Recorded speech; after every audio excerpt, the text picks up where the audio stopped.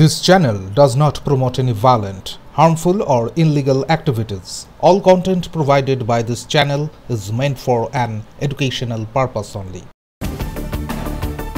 বীরভূম জেলা তৃণমূল কংগ্রেস সভাপতি ও WBSRD এর চেয়ারম্যান অনুব্রত মণ্ডল 2002 সালের বুথ ভিত্তিক ভোটার তালিকা জেলার অঞ্চল ও ব্লক সভাপতিদের হাতে তুলে দিলেন।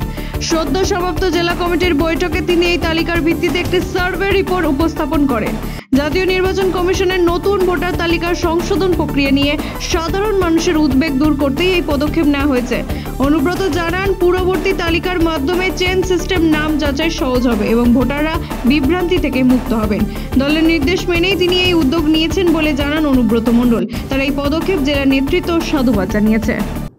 দেখুন, এবারে যা নিয়ম কানুন করেছে তার জন্য আমি 2002 সালের ভোটার লিস্টটা আমি বার করলাম। বার করে টাইপ করে আমি গোটা বীরভূম ডিস্ট্রিক্টে আমার যা সিট ছিল সবাইকে আমি দিয়ে দিলাম।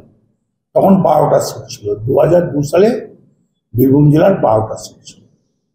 সেই 12টা সিটের ভোটার লিস্ট আমি বার করে প্রত্যেক ব্লক প্রেসিডেন্টকে দিলাম এবং আমি পরিষ্কার বলে দিচ্ছি আপনার চ্যানেল অনুযায়ী যে যদি কেউ বুঝতে না পারে, কারো যদি কোনো অসুবিধা হয়, যেন বুথ প্রেসিডেন্টকে যেন জিজ্ঞেস করে এবং বুথ প্রেসিডেন্টের সাহায্য নেয়।